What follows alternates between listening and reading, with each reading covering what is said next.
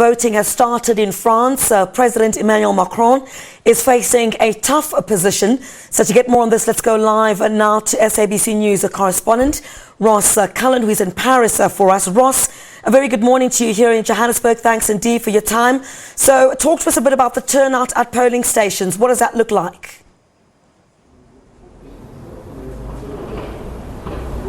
Yeah, good morning. Polling has been going on now for 2 hours. It started at 8 a.m. local time. That is the voting that gets underway in mainland France.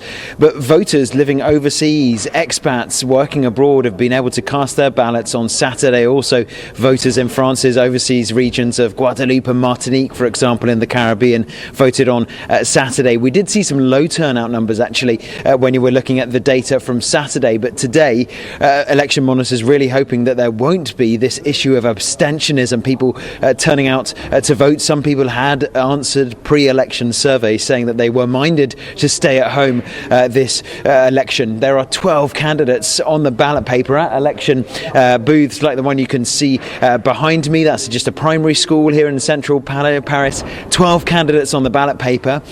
All 12 of them are trying to get through to the second round. Today is the first round. If you finish in the top two in the first round, you can progress to the runoff in 2 weeks' time. Ross, what are the main issues that are likely to be the key deciding factors in this election?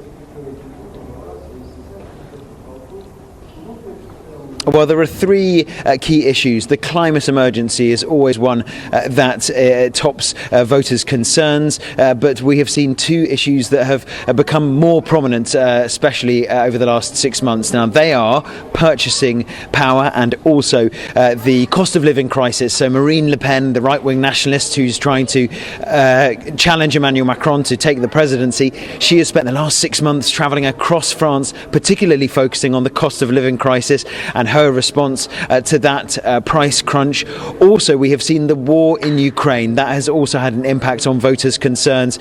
Emmanuel Macron did manage to get a boost in March with what's known as a rally round the flag effect, when the voters prefer stability rather than a possible change of leader. He got a boost, but Marine Le Pen has been whittling away that lead, and now we do understand that according to pre-election polls, the difference between Marine Le Pen, the second favourite, and Emmanuel Macron, the incumbent president, is only 2 or 3 percentage points. So really, that huge lead that Emmanuel Macron had, due to the boost from the wartime diplomat role he was playing during the war in Ukraine, the early days, the first 4 or 5 weeks of the conflict, he had a boost, but that has been reduced by Marine Le Pen in the last couple of days heading into today's election.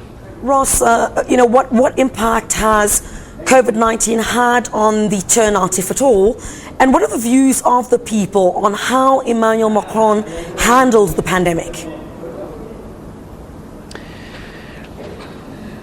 Yeah, that was coming fourth in the list of voters' concerns. If purchasing power and the cost of living was at the top, then the war in Ukraine, then the climate emergency. Fourth in the list of voters' concerns was healthcare and the response to the pandemic. All COVID-19 restrictions have been lifted here in France, and that will be on voters' minds as well, because we did have long lockdowns and curfews, and there was a big response from the government to the crisis, opening up special funds to try to deal with the pandemic.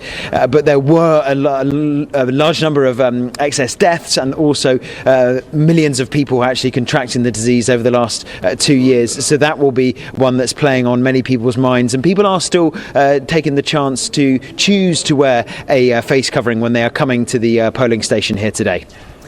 Ross, let's take a look at who the main competitor is to Macron.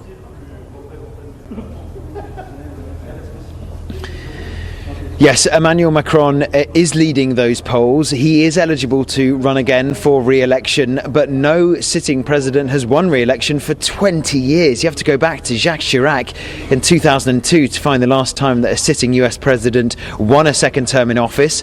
He is being challenged by Marine Le Pen as the closest of those challengers to him. She is running at around 21% of first round votes. She is a right-wing nationalist, but in fact, her campaign has been moderated slightly by the fact that she herself has been outflanked on the right wing by Eric Zemmour, who is a TV columnist, and he was even further to the extreme right, which actually meant that her campaign was moderated slightly by that. She's definitely been trying to make herself more palatable, changed the name of her party, renouncing some of the old policies that were in effect under her father, who was the previous leader of her party. She is definitely the one who is trying to get into the second round, and if she does, it's a rematch. 2017 was also Emmanuel Macron versus Marine Le Pen in the runoff vote, and that is likely, it seems, as to what we are going to have this time around 5 years later. Live to us from Paris. Thank you very much indeed, Ross Cullen, where France's presidential elections have already started. Thanks indeed for joining us here on the programme. So, the British Prime Minister Boris Johnson has offered fresh financial and military support during a surprise visit to Ukraine and a meeting with President Volodymyr Zelensky in Kyiv. Johnson said that Britain would provide armoured vehicles